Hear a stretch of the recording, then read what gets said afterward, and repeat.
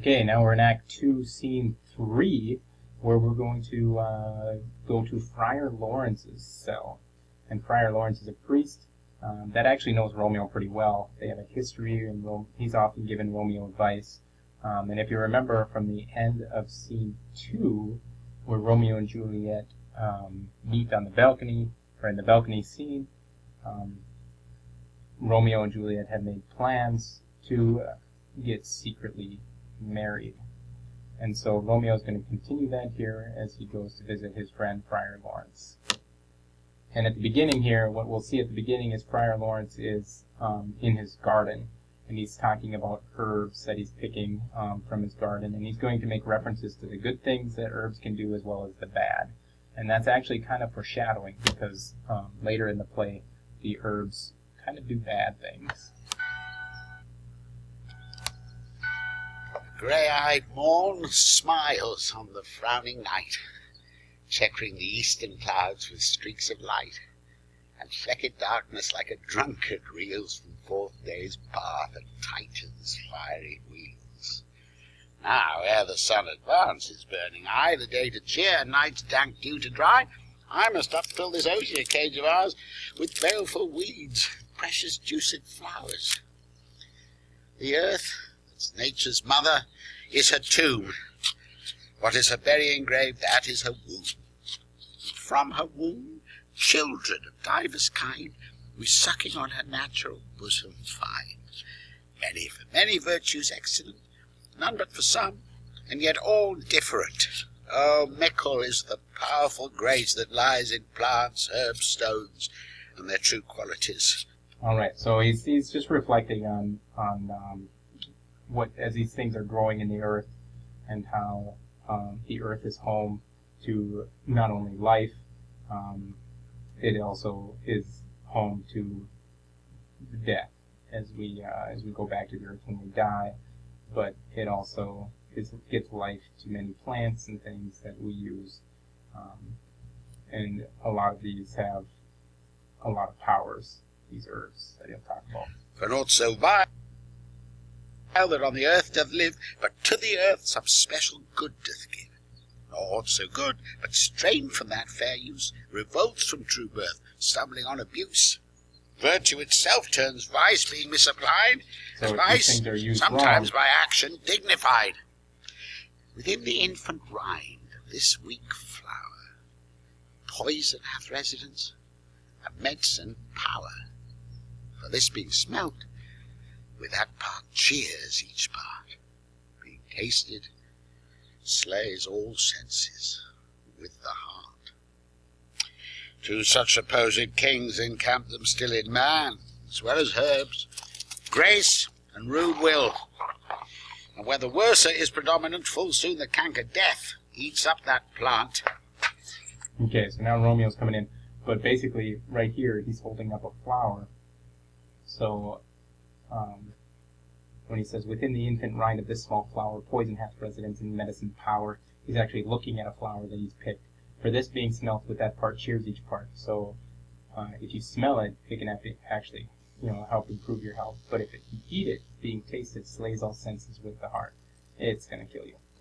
So he's just talking about the power that these herbs have, and if they're abused or misapplied, it can lead to tragic things. It's good to note for later. Good morrow, father! A very nice day. What early tongue so sweet saluteth me? Young son, it argues a distempered head so soon to bid good morrow to thy bed. Care keeps his watch in every old man's eye, and where care lodges, sleep will never lie. But So Friar Lawrence is saying he got up too early. where unbruised youth with unstuffed brain doth couch his limbs, there golden sleep doth reign. Therefore thy earliness doth me assure thou art uproused with some distemperature. Or if not so, then here I hit it right. Our Romeo hath not been in bed tonight. And there you go. He hasn't even gone to bed. That last is true. The sweeter rest was mine. God pardon sin. Wast thou with Rosaline? With Rosaline, my ghostly father, no, I have forgot that name and that name's woe. That's my good son. But where hast thou been then? I'll tell thee ere thou askest me again. I have been feasting with mine enemy, where on a sudden one hath wounded me that's by me wounded. Both our remedies within thy help and holy physic lies. I bear no hatred, blessed man, for lo, my intercession likewise steads my foe. Be plain, good son, and homely in thy drift. Riddling confession finds but riddling shrift. Okay, so Romeo says that obviously he's forgotten Rosaline and forgotten all the pain that came with her name. But then he says, Friar asks where he's been, and he says he gives him some sort of riddle. He's been feasting with his enemy, for on someone hath wounded that by me wounded, and he says he has no hatred now. And Friar Lawrence says, tell me straight. Riddling confession finds but riddling shrift. So Romeo's then going to fill him Then in. plainly know my heart's dear love is set on the fair daughter of rich Capulet. As mine on hers, so hers is set on mine, and all combined, save what thou must combine by holy marriage. When and where and how we met, we wooed, and made exchange of vow. I'll tell thee as we pass, but this I pray, that thou consent to marry us today. And there it is. He tells him that he's in love with the daughter of Capulet, and that they've confessed their love to each other, made exchange of vow, and what does he want? He wants Friar Lawrence to consent to marry them today. So now you can already see Friar Lawrence's response, Holy St. Francis, what a change is here.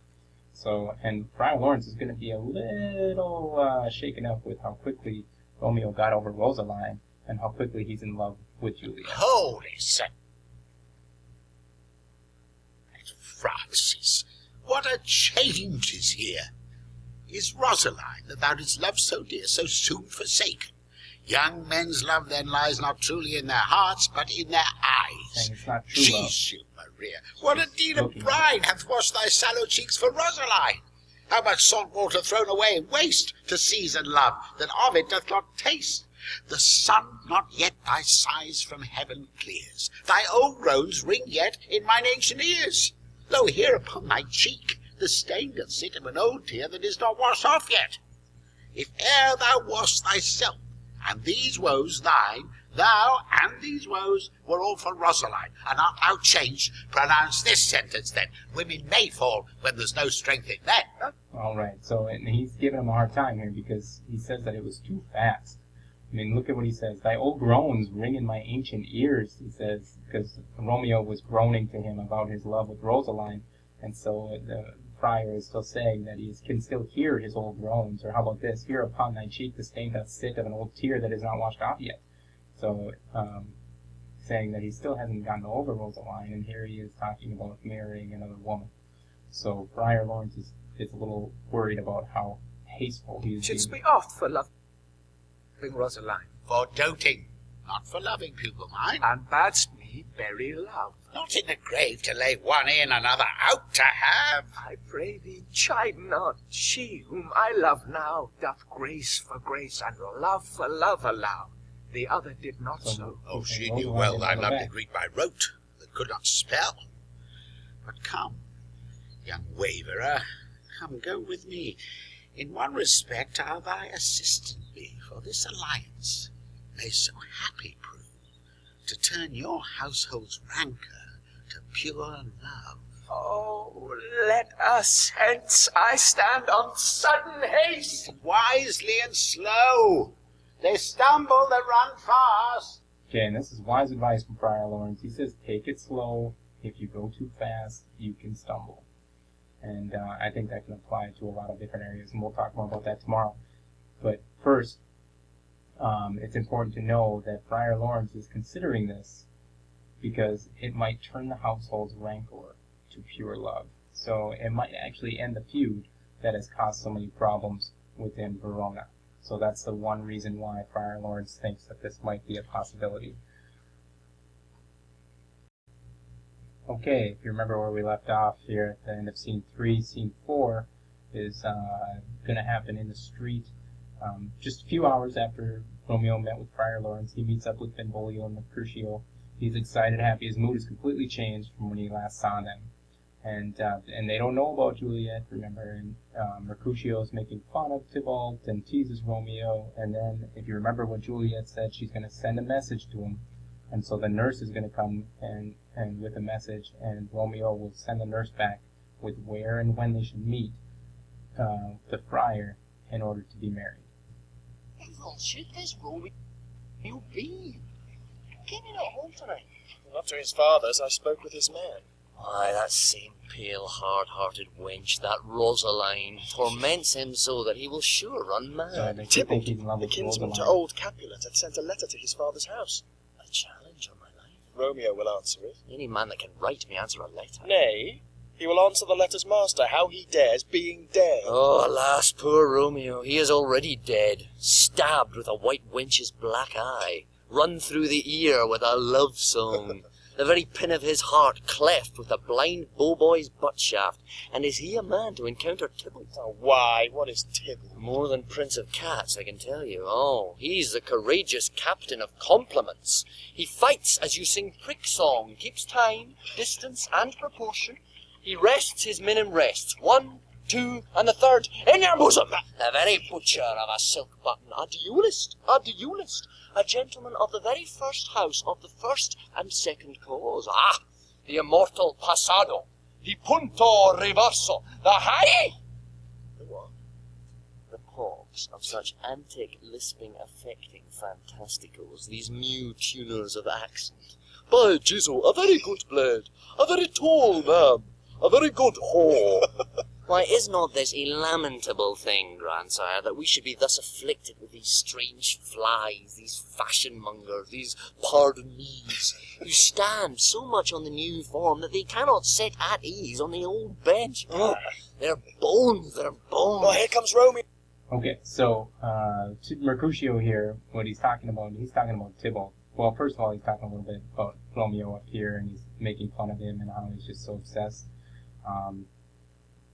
And then that he isn't someone who can encounter Tybalt, because Tybalt obviously sent a letter challenging Romeo because finding Romeo at the Capulet ball. Now Mercutio down here goes into a rant and on Tybalt and actually poking fun at him because he says Tybalt is a very fine fighter. He uses all the modern terms, and these are all terms, and he's poking fun at him and how he tries to impress people with the terms that he uses. And notice down here he says, these people who stand on the new form, they cannot at ease on the old bench. Like, why are these people so obsessed with the new terms and the new forms when the old fighting is just as good? So he's poking fun at Tybalt and his aggressiveness and his thinking that he is such a good fighter. Here comes Romeo. Without his roe, like a dried herring. Oh, flesh! How art thou fishified? Now is he for the numbers that Petrarch flowed in. Laura to his lady was a kitchen wench. Mary, she had a better love to be rhymer. Dido a dowdy, Cleopatra a gypsy, Helen and Hero, Hildings and harlots, Thisbe a grey eye or so, but not to the purpose. Signor Romeo, bonjour! There's a French salutation to your French slop. You gave us the counterfeit fairly last night. Good morrow to you both. What counterfeit did I give you? The slip, sir, the slip. Can you not conceive? Pardon, good Mercutio, my business was great, and in such a case as mine, a man may strain. That's as much to say such a case as yours constrains a man to bow in the ham. Maybe to curtsy. That was most kindly in it. A most courteous exposition. Nay, I am the very pink of courtesy. Pink for flower? Right. Why, then is my pump well flowered. Ha, ha, ha, sure wit. Follow me this jest now till thou hast worn out thy pump. That when the single soul of it is worn, the jest may remain after the wearing solely a singular. Oh, single soul jest, solely singular for the single. Come between us, good Benvolio, my wits fail. Swits and spurs, or I'll cry a match. Okay, so this whole back and forth here between Romeo and Mercutio, you can think of it as, boys just taking shots at one another's manliness, and they're talking about their night before and how manly they were in the night before, and taking shots at, one isn't as masculine as the other. If our wits run the wild goose chase, I am done. For thou hast more of the wild goose in one of thy wits than I am sure I have in my whole thigh. Was I with you there for the goose? Thou was never with me for anything when thou was not there for the goose. I will bite thee by the ear for that jest. Nay, good goose, bite not. Thy wit is a very bitter sweeting. It is a most sharp sauce. And is it not then well served into a sweet goose? Oh, here's a wit of Cheveril that stretches from an inch narrow to an ell broad. I stretch it out for that word broad, which added to the goose proves thee far and wide a broad goose. Why, is not this better now than groaning for love? Now art thou sociable, now art thou Romeo, now art thou what thou art, by art as well as by nature. For this drivelling love is like a great natural that runs lolling up and down to hide his bauble in a hole. Oh, stop there, stop Thou there. desirest me to stop in my tail against the hair. Thou wouldst else have made thy tail large. Ah! Thou art deceived. I would have made it short, for I was come to the whole depth of my tale, and meant indeed to occupy the argument no longer. It's goodly gear. A sail? So Romeo gets excited when he sees the nurse enter, and but basically, if you look back, Mercutio's happy to have this Romeo back. He says, "Is this not better than groaning for love? These shots back and forth that were taken at each other. Now art thou sociable." He's more sociable. Now he is Romeo, the old Romeo that they know and love. But little do they know that this Romeo is actually in love. A sail? Two, a shirt and a smock. Peter? My fan, Peter. Good Peter to hide her face, for her fan's the fairer face. God ye good morrow, gentlemen. God ye good den, fair gentle woman. Is it good den? 'Tis no less, I tell you, for the bawdy hand of the dial is now upon the prick of noon. Out upon you, what a man are you? One gentlewoman that God hath made for himself to mar. By my troth, it is well said. For himself to mar, quotha. Gentlemen, can any of you tell me where I may find the young Romeo? I can tell you, but young Romeo will be older when you have found him than he was when you sought him. I am the youngest of that name, for fault of a worse. You say well. Yea, he's the worst. Well, very well took, i' faith. Wisely, wisely. If you be he, sir, I desire some confidence with you. She will invite him to some supper. Aboard! Aboard! Aboard! So, What hast thou found? no hair, sir, unless a hair, sir, in a Lenten pie that is something stale and hoar ere it be spent, eh? An old hair whore and an old hair whore is very good meat in Lenta, but a hair that is hoar is too much for a score. When it whores ere it be spent. Romeo, will you come to your father's? Will to dinner thither? I will follow you. Okay, so basically they're giving him a hard time because the nurse wants to speak with him. "I desire some confidence with you." And Mercutio says, "Abad, abad, abad." And abad is actually someone who runs a house of prostitution, so then they start kind of giving him a hard time. And I think you can read into some of the language here in their song that they use to joke with him. But then they're going to meet them up at the Montague's household for supper. Farewell, ancient lady, farewell, lady, lady, lady. So they're still joking about it because they don't know why the nurse needs to talk to Romeo. I pray you, sir, what saucy merchant was this that was so full of his ropery? A gentleman, nurse, that loves to hear himself talk, and will speak more in a minute than he will stand to in a month. So And I he says, speak "Don't worry about anything against Mercutio." me, I'll take him down.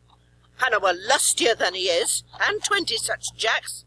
And if I cannot offhand those that shall, scurvy knave, I'm none of his flirt gills, I'm none of his skeins mates. And thou must He took stand offense by to it a little too, bit. and suffer every knave to use me at his pleasure. I saw no man use you at his pleasure. If I had my weapon, should quickly have been out. I warrant you I dare draw as soon as another man if I see occasion in a good quarrel, and the law on my side. Now, God, I'm so vexed that every part about me quivers, scurvy knave. Word. And as I told you, my young lady bid me inquire you out. What she bid me say, I will keep to myself. But first, let me tell ye, if ye should lead her into a fool's paradise, as they say, it were a very gross kind of behaviour, as they say. for the gentlewoman is young, and therefore, if you should deal double with her, truly, it were an ill thing to be offered to any gentlewoman, and very weak dealing. Nurse, commend me to thy lady and mistress. I protest unto thee. Good heart and faith. Okay, so the nurse, well, first of all, Peter's there for the nurse and says if he saw anything with Mercutio, because she took offense to Mercutio, and he says, if I saw anything, I'd have taken my sword out and took care of him. Peter is actually the servant of the nurse. He helps her out.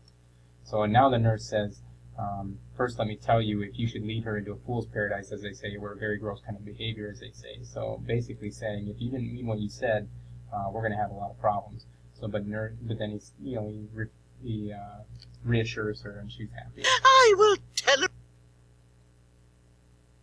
as much, Lord. Lord, she'll be a joyful woman. What wilt thou tell her, nurse? That does not mark me. I will tell her, sir, that you do protest, which, as I take it, is a gentlemanlike offer. Bid her devise some means to come to Shrift this afternoon, and there she shall at Friar Lawrence' cell be shrived and married. Here is for thy pains. Oh, no, truly, sir, not a penny. Go to, I say you shall. This afternoon, sir. Well, she shall be there. So he sets it up saying that this afternoon at Friar Lawrence's cell, we're going to be married.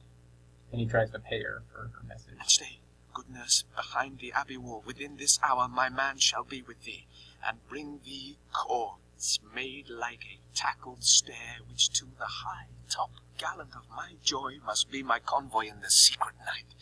Farewell, be trusty, and I'll quit thy pains. Farewell, commend me to thy mistress. Now God in heaven bless thee. Hark you, sir. What sayest thou, my dear nurse? Is your man secret? Did you ne'er say, two may keep counsel, put in one away? One of thee, my man's as true as steel. Oh, well, sir, my mistress is the sweetest lady, Lord, Lord, when 'twas a little prating thing. Oh, So she's there rambling was a now. nobleman in town, one Paris, that would fain lay knife aboard, but she, good soul, and as lief see a toad, a very toad, as see him.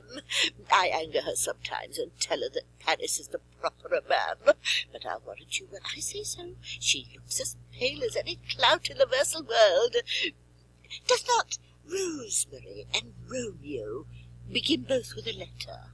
Aye, nurse, what of that? Both with an R. Oh, mocker, that's the dog's name. Arris, for the... no, I know it begins with some other letter, and she hath the prettiest sentences of it, of you and Rosemary, that it would do you good to hear it. Commend me to thy lady. Aye, 1,000 times. Peter, take my fan, and go before and apace. All right. So the nurse kind of rambles on a little bit, but she's comic relief. She compares him to Rosemary and Romeo, and how they both start with the R. Rosemary is the herb that helps you remember things, but she can't remember that, and R kind of sounds like a dog growling. So and she's kind of a goofball. But anyway, so they're going to be married in secret, and secrecy is kind of the they're talking about. Secrecy is a big thing here. Nobody really knows about Romeo and Juliet going away to be married, not even Romeo's friends. So here for tomorrow, you need to come prepared with, basically Romeo is making arrangements to secretly marry Juliet. From what we know in the story, from what we've heard from the friar and the nurse, and what Romeo's friends know, and what Tybalt knows, list two possible pros and cons to this secrecy, and two possible pros to the secrecy, and two possible cons to that arrangement as well. So what are two good things, which are pros, and two bad things that are cons that you could see possibly happening from this arrangement. That's what you need to come prepared for